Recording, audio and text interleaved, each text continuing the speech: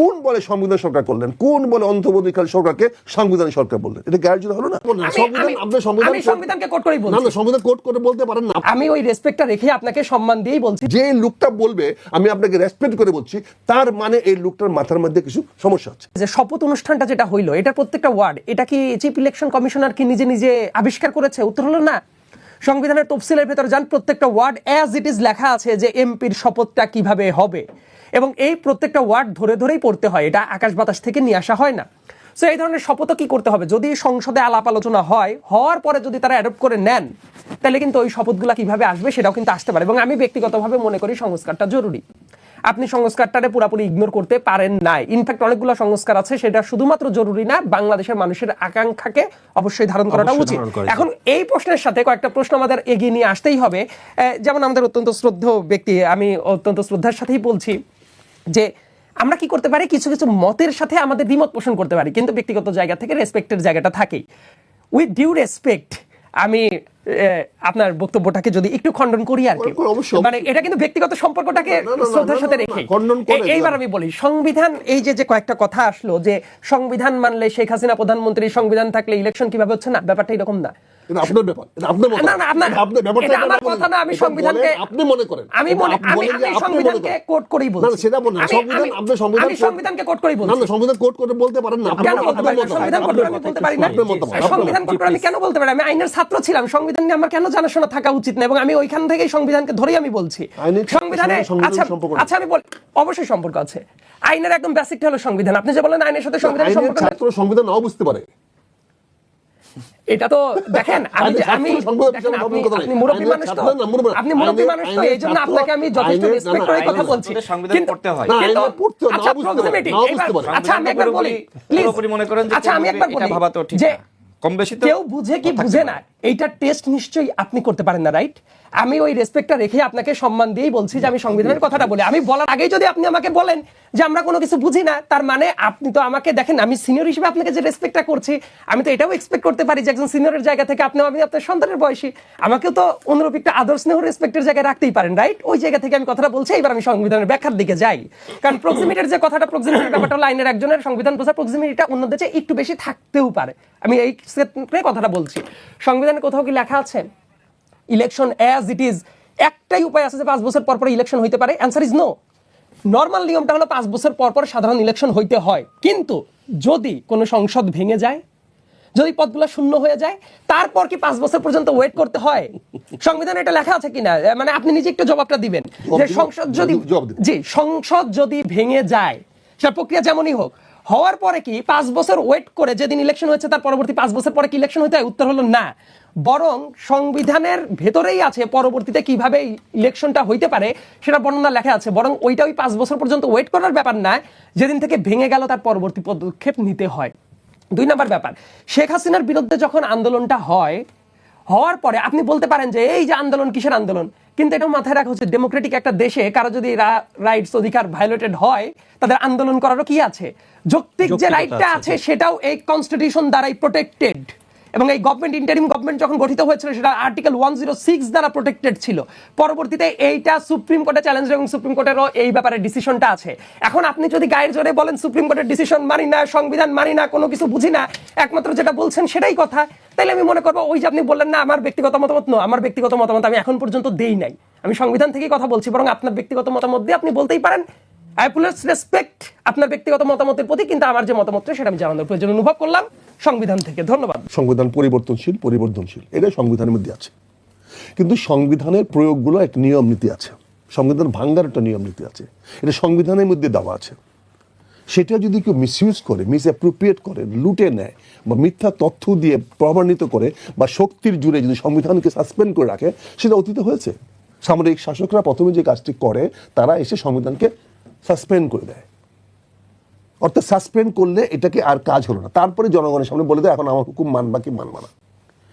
বিপ্লব এসে আমাদের কি করেছে, আমরা বিপ্লব এসে সংবিধানকে বলছি সংবিধানকে মানি না, তাহলে সরকারটা কি হবে? এটা দরকার ছিল না বিপ্লব সরকার, বিপ্লবী সরকার করা। বিপ্লব যে কোনো করতে পারে, যেমন সামরিক শাসক যে কোনো কাজ করতে পারে, তার শক্তি বলে। বিপ্লব জনগণের ইচ্ছা অভিপ্রায় হিসেবে বিপ্লব যে কোনো করতে পারে। তো আমরা 5ই আগস্টে আশা করেছিলাম একটা বিপ্লবী সরকার গঠন করা হবে, কিন্তু কতিপয় সংসদ বিশারদ, সাংবিধানিক বিশারদ বা ছাত্ররা মিলে তারা সংবিধানকে নিয়ে আসলো। সংবিধান হঠাৎ করে 106 ধারা নিয়ে আসলো, সুপ্রিম কোর্টের কাছে গেল যে আপনি বলেন। অথচ সুপ্রিম কোর্টই নাই, সুপ্রিম কোর্ট বসে আছে ক্যান্টনমেন্টের ব্যারাকে। সেখানে একটা অসত্য তথ্য দিয়ে, মিথ্যা দিয়ে, সংবিধানে পরিষ্কার লেখা আছে প্রধানমন্ত্রীর লিখিত অনুরোধে রাষ্ট্রপতি সংসদ ভাঙতে পারবে। এখন একজন বলে ফেললেন যে সংসদ ভেঙে দিয়েছি, এটা তো গায়ের জোরে করলেন। আমি গায়ের জোরে কথাটা কেন বলছি, আমি সরি ফর গায়ের জোরে, আসলে গায়ের জোরে না আমি এই জন্য বলছি, আপনি আপত্তি করে বলছি গায়ের জোরে কেন বলছি, যে আপনি বিপ্লবোত্তর সরকার বিপ্লবী সরকার করতে পারেন, এটাই বৈধ হবে। কিন্তু আপনি কোন বলে সংবিধান সরকার করলেন, কোন বলে অন্তর্বর্তীকালীন সরকারকে সাংবিধানিক সরকার বললেন? এটা গায়ের জোরে হলো না? কারণ তখন তো আমার কিছু করার নাই। আচ্ছা, আপনি বলার পরে ওই সংবিধান থেকে আমি এই জায়গায় একটু অ্যাড করব। আপনি এখন কি হয়েছে, তো সংবিধানটি তো সংসদ তো ভেঙে যায় নাই, কাজে এই সংসদ চলমান। এখন আমরা আবারও বলছি যে এই সংসদকে আমরা একটা নিয়ে গেছি বিপ্লবোত্তর সরকার গঠন প্রক্রিয়ায়, এবং সেখানে আমরা সংস্কার বলেছি যে আমরা কিছু সংস্কার করতে চাই। আমি সরকারের পক্ষে কখনো ছিলাম না, এখনো নাই, এবং সরকার সংস্কার যেদিন করা হয়েছে সেদিন তার বিরোধিতা করেছি। বিকজ আমি বলেছি কোনো সাংবিধানিক কেউ দাবি করে কোনো সংবিধান করতে পারে না, এটা একমাত্র জনগণের অধিকার। আমি যদি বিপ্লবী সরকার করতে পারতাম তাহলে আমি যে কোনো সংস্কার করতে পারতাম, কিন্তু যেহেতু অন্তর্বর্তী সরকার বিপ্লবী সরকার নয়, অতএব এই বিপ্লবী সরকারের কোনো সংস্কার করার অধিকার নাই। এই বক্তব্য আমাদের আজকের না, এই বক্তব্য আমাদের আরো 1-1.5 বছর আগের বক্তব্য। এখন প্রশ্ন হয়েছে এই সরকার কি করেছে, বৈধ দেওয়ার জন্য একটা কমিশন করেছে, সেখানে সকল রাজনৈতিক দলগুলোকে সন্নিবেশিত করেছে। এটা সরকারের সফলতা ছিল যে 35টি রাজনৈতিক দলকে, না 54টি, কথা আছে 54টি দল মনে হয়, 54টি রাজনৈতিক দলকে এক জায়গায় সে নিয়ে আসতে পেরেছে। এটা বলবো ডক্টর ইউনূসের একটি সফলতা ছিল। সেখানে এসে তারা তার দেওয়া এজেন্ডা মোতাবেক প্রতিদিন সে নাকে রশি দিয়ে টেনে এনে ওই পররাষ্ট্র মন্ত্রণালয়ের ওই রেস্ট হাউসে বসে আছে, চা বিস্কুট খাওয়ায়া ঘন্টার পর ঘন্টা সময় নষ্ট করে কতগুলো কাজ করানো হয়েছে। আমরা আলী রিয়াজকে এই জন্য সমালোচনা করেছি, আমরা এটাকে বলেছি একটা প্রহসন হচ্ছে, কিন্তু রাজনীতিবিদরা সেখানে দস্তখত করেছে। তার মধ্যে 35টা রাজনৈতিক দল সংস্কার দস্তখত করেছে, এবং সংসদের দক্ষিণ প্লাজায় গিয়ে 20টির মধ্যে ছাতা পাতায় দিয়ে সেখানে জনগণের সঙ্গে নাটক করে দস্তখত করেছে। আমার মনে আসে সাহেব সেটাকে দস্তখত করেছেন। তার মানে কি আপনি এগুলো মানবেন? তার মানে এখানে সংবিধান তো নাই, আর আপনি এগুলো করবেন, করে সংবিধানটাকে বলবৎ করবেন, হয় যেভাবে আছে সেভাবে করবেন, না নতুন করে সংবিধান লিখবেন, না সংশোধিত করবেন। এখন এইটাই তো আমরা বুঝি। এখন এইটার বাইরে আমাদের প্রশ্ন হচ্ছে কি, যখন বাচ্চা কথা বলতে পারে তখন বাচ্চা দুইটা জিনিস শিখে। যে বাচ্চা আদর্শমান মায়ের কাছে থাকে সে ভালো ভাষা শিখে, আর যে বাচ্চা কাজের কাছে বা অন্য কাছে কাছে, এই জন্য বিদেশিরা অনেক সময় গভর্নেন্স রাখে, বাচ্চাকে মানুষ করার জন্য, ছোট শিশুকে মানুষ করার জন্য গভর্নেন্স রাখে। গভর্নেন্সের দায়িত্ব হলো বাচ্চাটাকে সুশীলভাবে তৈরি করে দেওয়া। মানে বিপ্লবী সরকার গঠন না করার কারণে কি এত সংকট? আবার যদি ওই শিশুটি যদি কাজের বুয়ার সঙ্গে থাকে তাহলে সে ভাষাটা শিখে অন্য ভাষা, কিন্তু সে কিন্তু অস্বীকার করবে না যে ভাষাটা ভুল, কারণ এটা তার প্রাসঙ্গিকতার কারণে। সে গুড গভর্নেন্স পায় নাই বলে সে অনেক কিছুকেই গভর্নেন্স মনে করে। এটা ব্যক্তিগত, আমি কাউকে ব্যক্তিগতভাবে করছি না, কিন্তু আমাদের দেখতে হবে তো আমরা কোন পরিবেশ থেকে বড় হয়ে যাচ্ছি, আমাদের পারিপার্শ্বিকতা কি, আমরা সেই জিনিসটা বুঝতে হবে। আমি একজনকে সম্মান করি তার মানে আমি তাকে সম্মান করি না, এটা বুঝতে হবে। কারণ কোনো ভদ্রলোক কাউকে বলে না যে আমি আপনাকে রেসপেক্ট করে কথা বলছি, তার কথাটা রেসপেক্টেবল হবে, তার কথাটা রেসপেক্টেবল হবে। যে লোকটা বলবে আমি আপনাকে রেসপেক্ট করে বলছি, তার মানে এই লোকটার মাথার মধ্যে কিছু সমস্যা আছে। সে জানে আমি তাকে আক্রমণ করতে যাচ্ছি, সে জানে আমি তাকে রেসপেক্ট করবো না, তাকে ডিসরেসপেক্টের বক্তব্য দিব। এই জন্যই সে নিজের আত্মপক্ষ সমর্থন করার জন্য সে বলেছে আমি আপনাকে রেসপেক্ট করে বলছি। আপনার মতামতের প্রতি রেসপেক্ট করার কথা বলেছেন। আমার মতামতের প্রতি কারো রেসপেক্ট করা দরকার নেই। আমার মতামতকে যদি আপনি আমি তর্ক করছি না, আমি বলেছি আপনার মতামতের প্রতি রেসপেক্ট করে আমি দ্বিমত পোষণের জায়গাটা এটা হলো স্টুপিডিটি। কারণ কেউ মত রেসপেক্ট করে কেউ দ্বিমত পোষণ করে না, করা যায় না। ওই যে বললাম যে ওই যে বুয়ার কাছ থেকে যে সন্তান বুয়ার কাছ থেকে মানুষ হয়। শুনেন, ঢাকা কলেজ আর জগন্নাথ কলেজ এক জিনিস নয়। শুনেন, ঢাকা কলেজ জগন্নাথ কলেজ জিনিস নয়, ফৌজদার ক্যাডেট কলেজ না, আর এই আমার গচিয়াটা কলেজ এক জিনিস নয়, একই বই পড়ানো হয়। এটার সাথে আমার সম্পর্ক বুঝতে হবে। এটা বুঝেন না বলে সমস্যা, তো এটা বুঝেন না বলে সমস্যা। শোনেন, এটা বুঝেন না বলে সমস্যা, আমরা বুঝি না। আপনি ওইখানে বসে থেকে প্রথম থেকেই বলছেন আমরা এটা বুঝি না। প্লিজ আমাকে একটু বলতে দিবেন প্লিজ।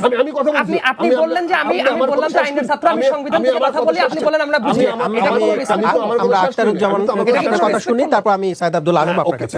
আপনি বলবেন ফলে আমি কি বলেছি একটু ছোট করে। আমি সংবিধানকে ব্যাখ্যা করার জন্য আমাকে আইনের ছাত্র বলতে হবে না, কারণ আমি সংবিধানকে যে কোনো লোক আইনের ছাত্র না হয়ে সংবিধান করতে পারে। যত এমপিরা আছে তার মধ্যে 80% এমপি মনে হয় আইনের ছাত্র না। তাহলে তারা আইন প্রণয়ন করবেন কেউ? তারা আইন প্রণয়ন করবে কেন? তারা ঠিক কেমনি করবেন? তার মানে কি তারা আইনের ছাত্র হইতে হবে? এরকম তো কোনো কথা নেই, সেটাও তো একটি বিষয়। কাজে আমি যে কথাটা বলছি সেটা হচ্ছে বলছি যে আমরা যে কোনো বিষয় নিয়ে কথা বলতে পারি। আমি যদি একটি কোনো বিষয় রেসপেক্ট করি তখন এই সময় ডিফার করতে পারি না। এটা গ্রামারে যায় না, এটার নাম গ্রামার না। গ্রামার মানে কি? গ্রামার মানে এটা মেনে চলা। কাজে আমি যেটা বলছি, আমি আব্দুল্লাহ সাহেবকে কোনো আক্রমণ করে বলছি না, ভাই সরি, কিন্তু আমাকে যে কোনো দিন ডিফার করতে হলে আমাকে আপনার বক্তব্যকে ডিফার করতে হবে। আমি আপনার বক্তব্য নিয়ে কথা বলেছি, আপনার মতের প্রতি রেসপেক্ট রেখে আমি ডিফার করছি। আমি মোহাম্মদ রাশেদ খান, আমি আপনার কাছে একটু আসতে চাই। বিনয়ের সঙ্গে বলছি যে আমি আপনার কাছে আসতে চাই। এই যে বিনয়ের সঙ্গে বলছি এত সংবিধানের ওই পার্টিকুলার ওই জায়গাটা কোথায়? জি, তাহলে আমি একটু সাইদ আব্দুল্লাহর কাছে আগে একটু যে তারপর আমি আসছি আপনার কাছে। জি জি, ধন্যবাদ। তো আমি এইবার একটু সংবিধান থেকে একটু পড়ি, তাহলে বুঝতে সুবিধা হবে। কারণ আপনি যে সংবিধান থেকে ব্যাখ্যাটা দিলেন, আমাদের কনস্টিটিউশনের আর্টিকেল 57 যদি পড়া যায়, যে প্রধানমন্ত্রীর পদের মেয়াদ বলা আছে, প্রধানমন্ত্রীর পদ শূন্য হইবে যদি ক তিনি কোনো সময় রাষ্ট্রপতির নিকট পদত্যাগপত্র প্রদান করেন। এই পর্যন্ত আপনি বলেছেন যে পদত্যাগ প্রদান করেছে কি করে নাই, এই দায়িত্ব ছিল। তারপরে খ আরেকটা অপশন আছে, এই জন্য তিনি সংসদ সদস্য না থাকেন। এই যে এই কথাটা আমরা মিস করে চলে যাই, তার কারণ আপনি এটা বলেন নাই। না, আপনি বলেন নাই এই কারণে। আপনি প্রথমটা বলছিলেন না যে পদত্যাগ করার কথাটা। ইয়েস, তারপরের কথা আমি বলি। 5 তারিখের পরে 6 তারিখে যখন পার্লামেন্ট ভেঙে দেওয়া হইল, ইয়েস পার্লামেন্ট ভেঙে দেওয়া হয়েছে, পার্লামেন্ট রাষ্ট্রপতি ভেঙে দিয়েছে। কারণ তিনি, আপনার এটা মাথায় রাখা উচিত যে এটা এক্সট্রাঅর্ডিনারি সিচুয়েশনে প্রাইম মিনিস্টার এইভাবে কি পালায়া চলে যেতে পারে কিনা, তার অফিস টফিস এরকম বাদ রেখে পালায়া চলে যেতে পারে? সেটা প্রাইম মিনিস্টারের ব্যাপার। প্রাইম মিনিস্টারের ব্যাপার না। নরমালি সে যদি অফিশিয়াল ডেকোরামে যায়, সে তো একদম পালিয়ে কোনো রেসপন্সিবিলিটি ডিফার না করে সে চলে গেছে। এবং পার্লামেন্ট, প্লিজ আমি বলি, পদের মেয়াদ যে শূন্য হওয়ার ব্যাপারটা উনি বললেন যে তার মানে সংবিধান অনুসারে হাসিনাই প্রধানমন্ত্রী। নো, যে মুহূর্তে, আমি একদম ডেট ধরে বলছি, 6 আগস্ট, 5 আগস্টের পরবর্তীতে 6 আগস্টের দুপুরবেলার দিকে রাষ্ট্রপতি সংসদ ভেঙে দেন। This is fact. রাষ্ট্রপতি যে মুহূর্তে সংসদ ভেঙে দিয়েছে, ওই মুহূর্তে আর্টিকেল 57 যদি আপনি ধরেন, তার খ দফা যদি ধরেন যে তিনি সংসদ সদস্য না থাকেন, তার মানে এইটার মাধ্যমে স্যাটিসফাইড হয়ে গেছে। প্রথমটা যদি বাদও দেন, এটা হলো সংবিধানের রিডিং। এবং আর্টিকেল 123-তে আমরা একটু যাই, মানে গায়ের জোরে অনেক কিছু ঠেলে অনেক কিছু বলা যায়, কিন্তু আমার মনে হয় যে সংবিধানের দিকে একটু তাকানোটা উচিত যে কি বলা আছে। আর্টিকেল 123 এতে এই যে দেখবেন নির্বাচন কখন কখন হইতে পারে সেটাও ব্যাখ্যা দেয়া আছে। ওইটার ভেতরে সংসদ সদস্যদের সাধারণ নির্বাচন অনুষ্ঠিত হইবে ক মেয়াদ অবসানের কারণে, সংসদ ভাঙিয়া যাবার ক্ষেত্রে, ভাঙিয়া যাবার পূর্ববর্তী 90 দিনের মধ্যে, এবং খ মেয়াদ অবসান ব্যতীত অন্য কোনো কারণে সংসদ ভাঙিয়া যাইবার ক্ষেত্রে পরবর্তী 90 দিনের ভেতরে। তাহলে মেয়াদ থাকা অবসান হইলে কি হয় না হয়, এই প্রত্যেকটা ব্যাপার এই জায়গায় লিপিবদ্ধ আছে। এখন বলতে পারেন যে অ্যাজ ইট ইজ পন্থায় হয়েছে কিনা, তার পতন যেটা ঘটে গেছে এটা তো এক্সট্রাঅর্ডিনারি একটা সিচুয়েশনের ভেতরে, এবং এক্সট্রাঅর্ডিনারি সিচুয়েশনের জন্য ডক্ট্রিন অফ নেসেসিটি এই জায়গায় চলে আসতে পারে। এবং ডক্ট্রিন অফ নেসেসিটি যখন আসে, অনেক কিছু কি করতে হয়, পরবর্তী সংবিধানে এইটা ইনক্লুড করার জন্যই পার্লামেন্টে আলাপ আলোচনা করে এটা বৈধতা নিয়ে নিতে হয়। যেমন রাষ্ট্রপতি অনেকগুলো অধ্যাদেশ জারি করেছেন না, এই অধ্যাদেশগুলো কি করতে হবে, এটার ইমপ্লিকেশন তখনই শুরু হবে পরবর্তী সংসদ যদি এটা র্যাটিফাই করে। আনটিল অর আনলেস এটা র্যাটিফাইড হচ্ছে, তার মানে অনেক অধ্যাদেশ বাতিল হয়ে যেতে পারে। এই কারণেই তো সংসদটার দরকার। তো এই কারণে আমি, দেখেন আপনার যে মতের কথা, আমি বলেছি আপনার মতের প্রতি শ্রদ্ধা থাকাটা জরুরি। এটা গণতন্ত্রের বেসিক এসেন্স, যে আমি আর রাশেদ ভাই দুইটা মতের জায়গায় আমরা একমত না, কিন্তু আমি কি করবো, মত একমত না জন্য আপনাকে এই জায়গায় মারামারি শুরু করবো? উত্তর হলো না। আমি বলতে পারি যে আপনার মতের প্রতি আমার রেসপেক্ট আছে, রাইট? ভলতেয়ারের উক্তির মতো যে আপনার মতের সাথে আমি একমত নাই হইতে পারি, কিন্তু ডিফেন্ড করার জন্য আমরা এই করতে পারি। আমি রেসপেক্টটা ওই সেন্সে বলেছি, বলার পরে তারপর বলছি যে আপনার কাছে